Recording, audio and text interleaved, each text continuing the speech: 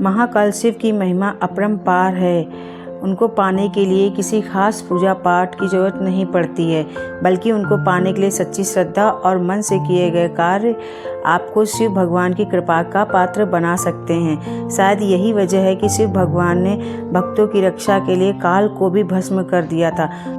ऐसी कथा हमारे धार्मिक ग्रंथों से मिलती है। मान्यता है कि भक्तों का चरित्र पढ़ने और सुनने से भगवान भोलेनाथ की असीम कृपा मिलती है। तो आज हम ऐसी कहानी का जिक्र करने जा रहे हैं जिसे स्वयं भगवान कार्तिकेय ने संतों को सुनाई थी।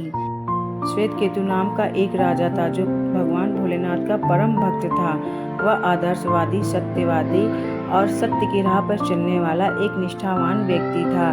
शायद यही वजह है कि भगवान भोलेनाथ उस पर हमेशा प्रसन्न रहते थे, अपनी असीम कृपा उस पर बनाए रहते थे। इसी वजह से उसके राज्य में कभी भूखमरी, दरिद्रता और अकाल मृत्यु जैसी कभी कोई चीज़ नहीं होती थी। एक दिन राजा श्वेतकेतु का समय काल पूरा होने को आया। वह मंदिर में जाकर बैठ गए और भोलेनाथ की आराधना में विलीन हो गए। तब चित्रगुप्त ने कहा कि यमराज जी, इस इंसान का तो समय पूरा हो चुका है, कृपया करके इसके प्राण अब हर लिए जाएं। तो यमराज अपने दूतों को भेजते हैं कि जाओ राजा श्वेतकेतु के प्राण हर के लाओ। लेकिन श्वेतकेतु राजा तो भगवान भोलेनाथ की आराधना में इतना विलीन होते हैं कि वो उनके ध्यान में मग्न रहते हैं और अपनी आंख नहीं खोलते हैं। मंदिर के बाहर दूत खड़े इंतजार किया करते हैं कि कब राजा श्वेतकेतु अपना ध्यान तोड़ें तो हम उनके प्राण हरें, लेकिन ऐसा नहीं होता है। ये दूत भी इंतजार करते रहते हैं और राजा श्वेतकेतु भगवान की आराधना में लीन रहते हैं। काफ़ी इंतजार करने के बाद यमराज ने अपना कालदंड संभाला और वह स्वयं ही राजा श्वेतकेतु के प्राण हरने को चल दिए।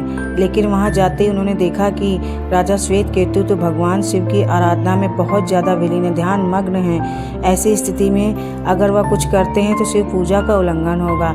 यही सोचकर वह उसके प्राण नहीं हर पाए और मंदिर के बाहर खड़े होकर उनका इंतजार करने लगे। जैसे ही ये सूचना काल को मिली तो काल तुरंत वहां अपनी तलवार लेकर पहुंचा और शिव मंदिर में जा घुसा। शिव मंदिर के अंदर जाते ही काल ने देखा कि राजा श्वेतकेतु ध्यान मग्न है भगवान शिव के सामने। तो उसने झपट कर अपनी तलवार निकाली और राजा श्वेतकेतु का सर काटने को बढ़ा। ऐसे ही भगवान शिव ने देखा तो उन्होंने अपना तीसरा नेत्र खोला और काल को वहीं पर भस्म कर दिया। जब राजा श्वेतकेतु की आंख खुली तो उसने देखा कि ये किसकी राख है और यहाँ क्यों पड़ी हुई है। तब उन्होंने महादेव से पूछा, हे भोलेनाथ, यहाँ पर ये कौन है, ये किसकी राख यहाँ पर पड़ी हुई है। तब महादेव बोले कि ये काल है, ये तुम्हारे प्राण हरने आया था, तो मैंने इसके प्राण ले लिए। राजा श्वेतकेतु बोले कि हे महाकाल, ये आपकी ही आज्ञा से तीनों लोक में विचरण करता है, आपकी ही कृपा से ये सब कार्य करता है, हर चीज़ को बैलेंस बनाकर हर चीज़ का रखता है, तो आप इसको कृपया करके जीवन दान दे दें। अगर ऐसा आप नहीं करेंगे तो ये पृथ्वी पर पाप पुण्य और बढ़ जाएगा, पुण्य का नाम ही नहीं रह जाएगा, पाप की गठरी बढ़ती जाएगी। हे महादेव, आप इसे कृपया करके जीवन दान दें।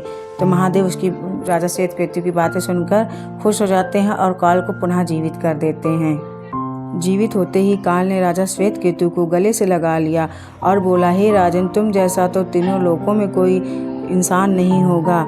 तुमने तो अपनी भक्ति से काल को भी अपने वश में कर लिया, काल भी तुम्हारा पुजारी हो गया। हे राजन, आज के बाद जो भी व्यक्ति भगवान शिव की सच्चे मन से श्रद्धा भक्ति से उनका पंचाक्षर मंत्र का जाप करेगा, काल उसे कभी भी मृत्यु नहीं देगा, क्योंकि काल भी महाकाल का गुलाम है। इसीलिए कहते हैं कि महादेव की पूजा, महाकाल की पूजा सच्चे मन, श्रद्धा, भक्ति भाव से अगर जो भी व्यक्ति करेगा, काल हमेशा उसका गुलाम बनकर रहेगा। तो इसीलिए भक्त बनो तो राजा श्वेतकेतु जैसे, जो ध्यान में इतने विलीन थे भगवान शिव के कि उन्होंने काल को भी अपने वश में कर लिया।